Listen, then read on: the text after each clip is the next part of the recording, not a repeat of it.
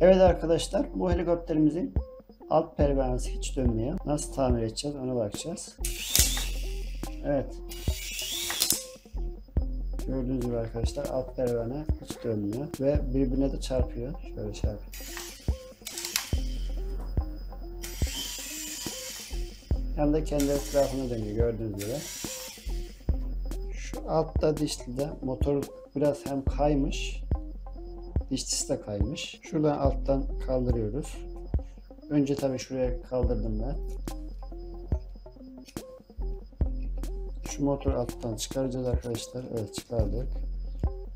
Ve buradaki dişliyi yerine oturtacağız. Evet. Ve alttaki dişliğe değecek şekilde ayarlayacağız. Bu biraz yukarı kaymış ve bunun motoru da kaymış arkadaşlar. Dişliden sonra motor da yerinden kaymış. Galiba buraya açmışlar biraz.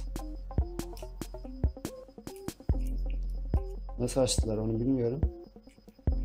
Şimdi bunu yerine takıyoruz. Evet, taktık arkadaşlar. Şurada arkadaşlar, şu içeride çarkı görüyorsunuz. Ve dişli şu arkada. Birbirine temas etmesi lazım. Buna dikkat edin. Eğer birbirine temas etmiyorsa ya da az ediyorsa bunu ortalayıp oraya denk gelecek şekilde ayarlamanız gerekiyor. Şu an denememizi yapalım. Evet, şöyle biraz uçurup bırakıyorum. Sizin de görmeniz için.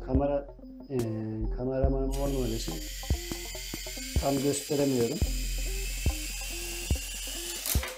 Burada yere çarpıyor.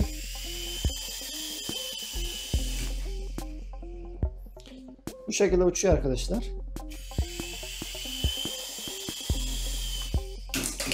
Evet. Ben indirirken biraz erken indiriyorum o yüzden.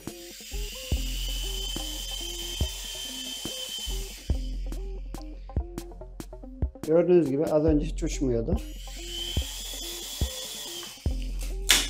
Evet. Çok da şey yapmak istemiyorum. Tamam, ben çok fazla uçuramıyorum. Bu cihazımızda tamir ettik arkadaşlar. Gördüğünüz gibi gayet güzel dönüyor.